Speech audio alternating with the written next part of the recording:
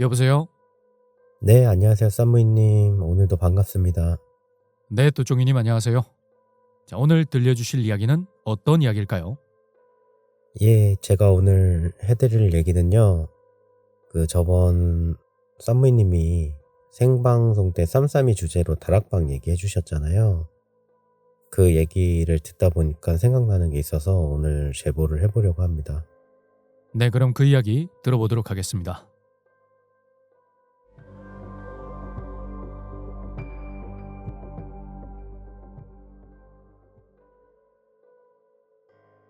이건 제 친형의 이야기고요. 실제로 겪은 이야기예요. 개인적으로 좀 일이 있어서 지금은 연락을 안 하고 있지만 어릴 때는 한 방에서 같이 자고 지냈고 했기 때문에 어떻게 보면 저도 간접적으로 겪은 이야기이기도 하거든요. 제가 어릴 때 살던 곳은 좀 단독주택이고 많이 허름했어요. 지금은 재개발이 한참 전에 진행되어서 옛 모습은 남아있질 않지만 아실 거예요. 옛날에 다닥다닥 붙어서 골목 한어귀에 위치한 집이었거든요. 구조가 좀 특이해서 설명을 조금 드리자면 대문을 들어가서 왼쪽을 보면 아주 좁은 골목길 같은 벽이랑 뒷벽이랑 이격이 돼 있는 조그만 공간이 있어서 앞쪽으로 지나올 수도 있는 공간이 있었고 앞에는 조그마한 마당과 거실이라고 말하기엔 조금 모호한 조그만 거실을 기준으로 안방과 저랑 형이 같이 쓰던 방이 마주보고 있던 구조였어요.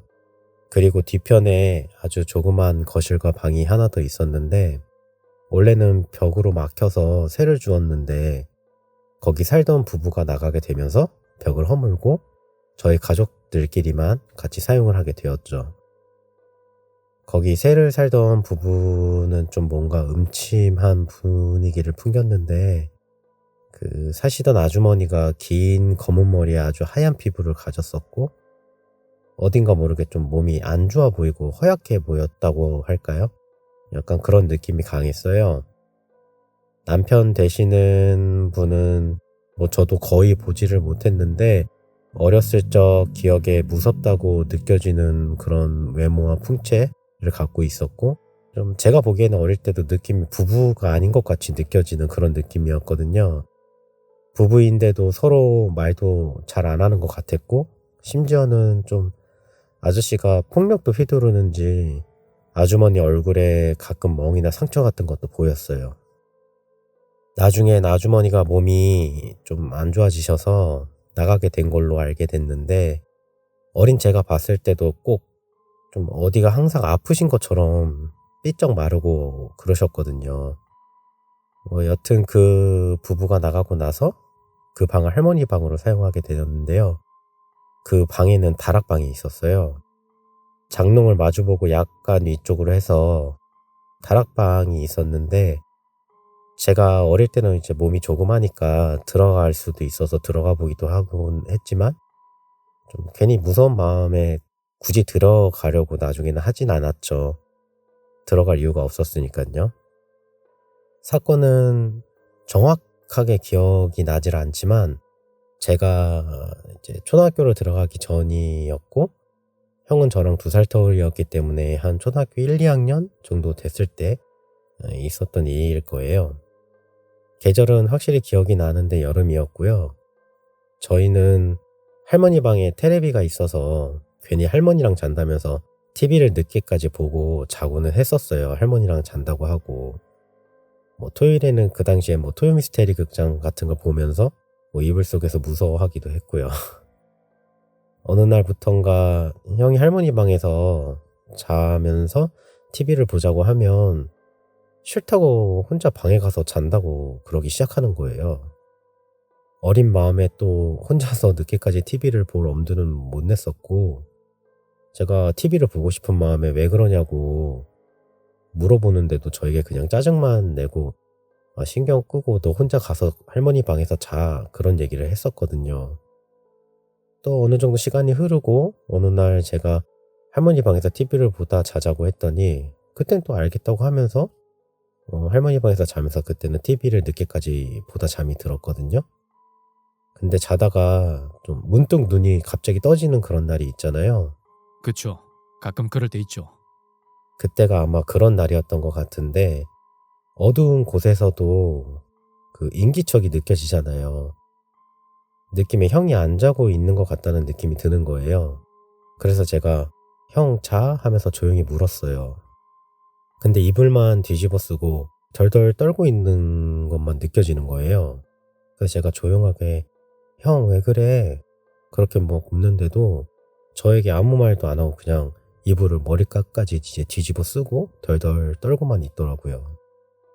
다음날 궁금해서 제가 형한테 왜 그렇게 떨고만 있었냐고 물어보니까 뭐 별말은 안 하고 그냥 다락방 때문에 그렇다고 거기가 무섭다고 그런 얘기를 했었거든요.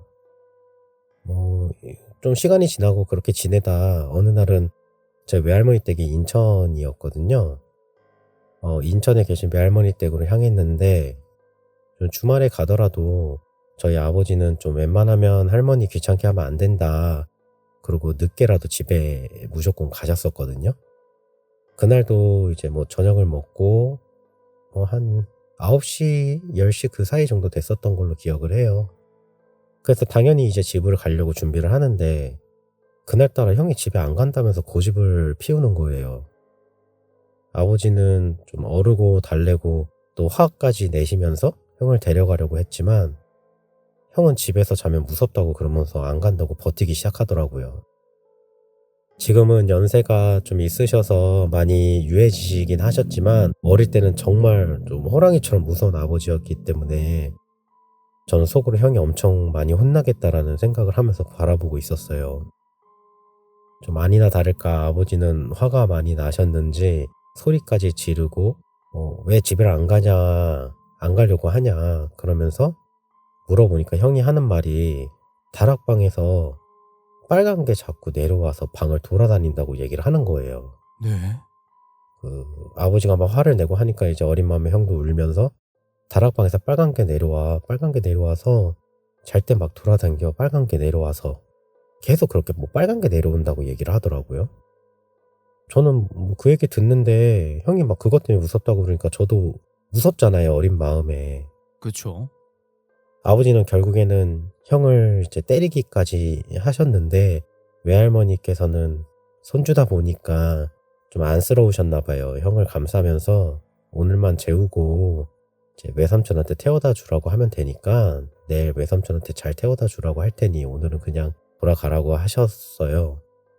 뭐 할머니가 말리는 바람에 형은 결국 할머니 댁에 남아서 거기서 자게 된 거죠.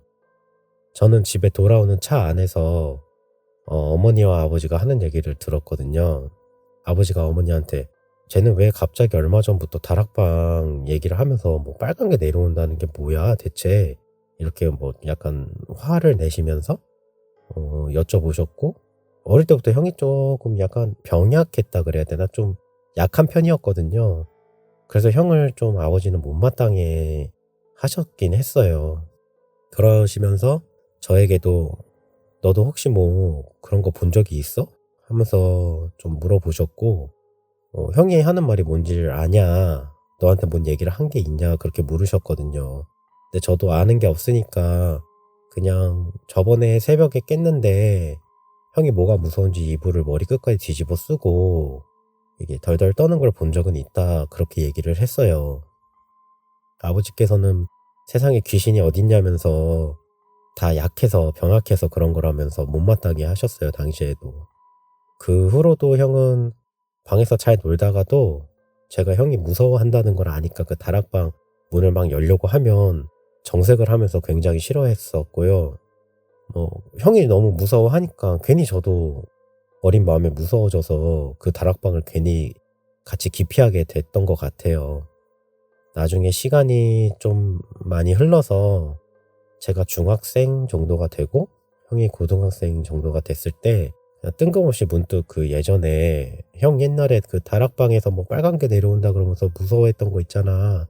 그게 뭐였냐고 그러면서 물은 적이 있었거든요. 그랬더니 형이 하는 말이 자다가 손톱으로 이렇게 벽을 톡톡 치는 그런 비슷한 소리가 들려가지고 깨게 됐는데 어두운 방에서 이제 눈을 뜨면 그래도 어느 정도 희미하게 보이잖아요.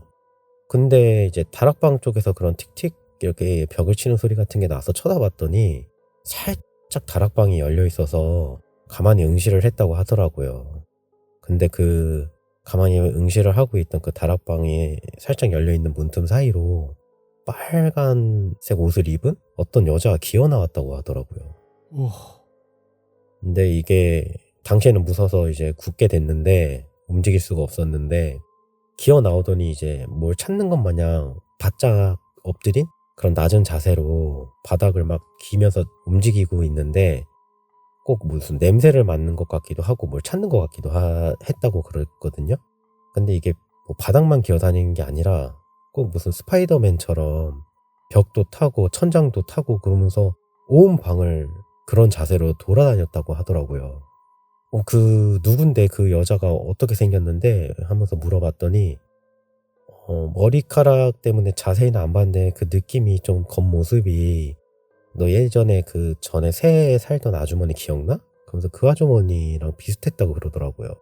그래서 내가 빨간 게 그럼 뭐였냐고 물어봤더니 빨간 게 옷이 이제 아까도 말했지만 온 몸이 이제 옷이 빨갛게 물이 들어가지고 이렇게 자세히 봤더니 그게 꼭 피가 좀 오래 굳으면은 약간 갈색빛도 돌잖아요. 그러니까 이게 좀 어두운 곳에서 봐서 그런지 좀 붉게 보이긴 했는데 딱 봐도 그게 피였다고 하더라고요. 그래서 어렸을 때는 이제 무서워서 이제 이불 뒤집어 쓰고 그랬을 때는 그냥 그게 이렇게 쑥 이제 뭐 굴러 떨어지듯이 내려와서 막 기어다니고 돌아다니니까 빨간 게 그냥 내려온다 이렇게 얘기를 했는데 나중에 보니까 그런 귀신을 자기가 봤다고 얘기를 하는 거예요. 저는 그 얘기 듣고 좀 당시에 너무 소름도 돋고 무섭기도 했는데 형이 그 새를 살던 아주머니 같았다는 느낌이었다고 얘기를 하는 걸 듣고 나중에 어머니한테도 여쭤보았거든요. 근데 어머니께서는 나간 후 사정까지는 알 수가 없지만 집에서 이제 새를 살면서 지낼 때 어머니랑 얘기를 하시면서도 계속 재채기를 하시고 그러면서 피를 왈칵 토하신 적이 있다고 하시더라고요.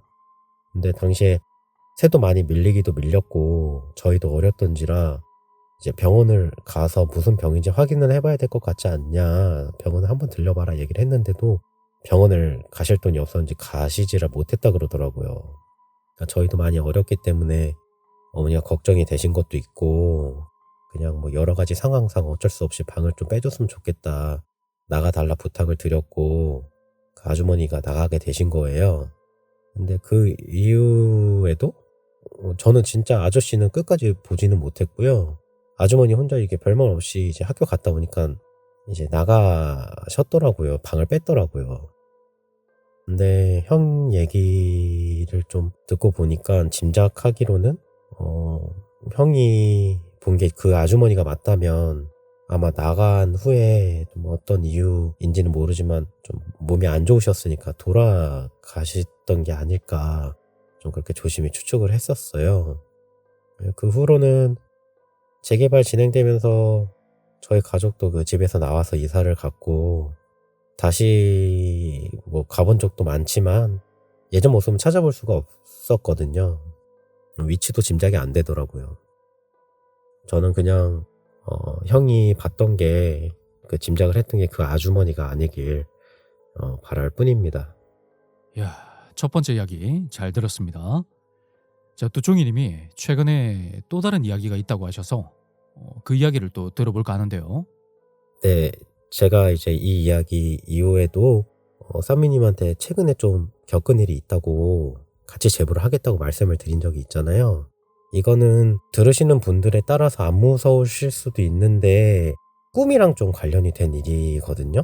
좀 기묘한 일이 좀 있었어서 이것도 같이 제보를 좀 해보려고 합니다. 이건 제가 얼마 안 됐어요. 한 달도 안 된 것 같은데 좀 이런 일이 처음이었어서 좀 꺼림직하기도 하고 여기다가 이야기를 하면 뭔가 좀 숨은 뜻 같은 걸 아시는 분이 혹시 있을까 해서 같이 제보를 해봅니다. 일단 꿈 설명을 먼저 드려야 되는데요. 제가 자다가 꿈을 하나 꿨는데 그 산부인님은 아시겠지만 제가 직업상 일이 끝나면 새벽에 귀가를 하게 되거든요. 네네. 그 지름길까지는 아니지만 큰 길보다는 더 가까워서 대로변을 따라 걷다가 사이 골목길로 빠지는 구간이 있어요. 그 구간이 대로변에서 이제 골목길로 들어서면 조그맣게 사거리가 하나 나오거든요. 들어서는 골목 기준으로 정면에는 언덕이 좀 높은 그런 골목길이 보이고, 그 길에서 저는 집으로 향하려면 왼쪽으로 빠져서 이동을 해야 되는데, 정면에 언덕이 있는 골목 한가운데만 가로등이 하나 있어요.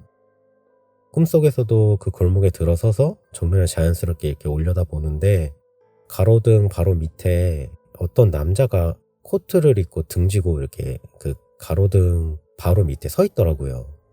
그래서 뭐 그 시간이면 술 먹은 사람들이 워낙에 많으니까 술을 먹고 좀 경사가 있으니까 쉬면서 올라가려고 서 있나? 하면서 쳐다보고 이제 가려고 하는데, 그 불빛이 앞쪽에 있으면 뒤쪽 그림자가 길게 늘어지잖아요, 아래쪽으로. 근데 그림자가 꼭 서 있는 사람과 반대로 이렇게 져서 보이는 것 같은 느낌이 드는 거예요. 그래서 꿈속에서도 제가 그림자가 이상하네? 나를 등지고 있는데 그림자는 날 바라보는 것 같지? 라고 생각을 했었거든요. 근데 그 순간에 그 그림자가 팔이 움직이는 거예요. 꼭 조깅하듯이 뛰는 사람처럼 팔을 앞뒤로 이렇게 천천히 흔들더라고요, 그림자가. 그래서 제가 뭐지? 하면서 그 언덕에 보이는 사람을 이렇게 꿈속에서 쳐다봤는데, 그 사람이 제 쪽을 바라보고는 있는데 팔은 주머니에 넣고 있더라고요. 근데 그림자는 계속 팔을 뛰듯이 이렇게 움직이고 있었던 거고요.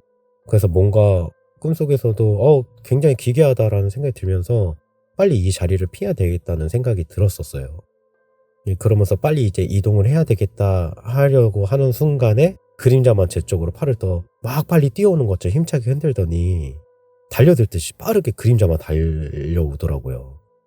저는 꿈인데도 엄청 놀래서 제가 가야 하는 왼쪽 방향으로 막 넘어질 듯이 급하게 도망을 가는데, 그 왼쪽 편 골목에 들어서면 그 중간에 그 헌 이불이나 옷들 회수하는 그런 회수함이 보면은 이제 골목길에 그런 게 가끔씩 하나씩 있잖아요.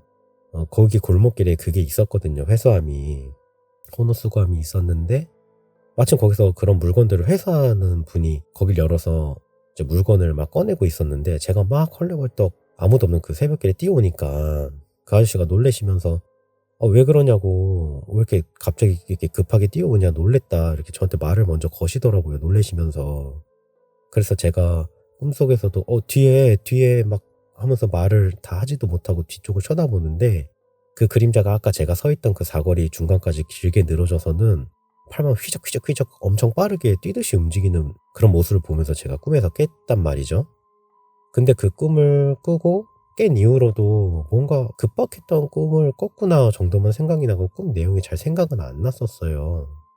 그리고 그날 이제 일을 하고 나서 일을 마치고 그 같은 길을 들어서는데, 갑자기 이제 꿈 생각이 나면서 맞다, 내가 이런 꿈을 꿨었지 하면서 정면을 바라보게 됐거든요. 근데 희한하게 꿈에서 본 그 코트 입은 남자가 가로등 쪽으로 이렇게 걸어 올라가는 게 보이는 거예요. 저는 너무 꿈이랑 똑같다는 생각이 들어서 이게 뭐지? 왜 꿈에서 똑같은 코트를 입은 사람이 또 똑같은 곳을 향해서 올라가고 있지? 이게 뭔가 이상하다라는 생각에 일부러 쳐다보지 않고 걸음을 빠르게 해서 제가 가야 하는 왼쪽 골목 쪽으로 빠졌거든요. 근데 여기서도 이상했던 게, 꿈 내용하고 똑같이 그 헌옷수거함에서 그런 것들을 회수하고 있는 아저씨도 물건을 꺼내고 막 회수를 하고 계시는 거예요. 뭐지? 꿈에서처럼 현실에서는 그림자가 뭐 이상하게 보인다거나 그런 일 자체는 없었는데, 그날 집에 와서 이제 씻고 하는데 이상하게 그날따라 소름이 돋고 약간 한기 같은 게 돌더라고요. 그리고 막 손발이 혈액순환이 안 되는 것처럼 엄청 계속 차갑고 이렇게 피가 안 통하면은 찡한 그런 느낌 있잖아요. 그런 느낌이 자꾸 들더라고요. 결국 자려고 누웠는데 그날 새벽에 이제 오한하고 몸살이 동반돼가지고 다음날까지 고생을 엄청 했었거든요. 어떻게 생각하면 이게 그냥 제가 몸이 아프려고 그랬나 하는 생각이 들기도 했지만, 어찌됐든 꿈을 먼저 꾸고 나서 실제로 꿈과 똑같은 상황을 현실에서도 겪고, 그러고 나서 몸이 아프니까 기분이 좀 이상하고 묘하더라고요. 제가 살면서 이제 꿈에서 봤던 그런 경우를 현실에서 이제 비슷하게 겪은 일도 처음이었고요. 그래서 이상해서 기묘해서 같이 제보를 하게 됐습니다. 자, 오늘 두쫑이님 2가지 이야기 잘 들었습니다. 네, 제 이야기도 오늘도 잘 들어주셔서 저도 너무 감사드립니다. 항상 화이팅입니다. 쌈무이님. 네, 감사합니다. 네, 감사합니다.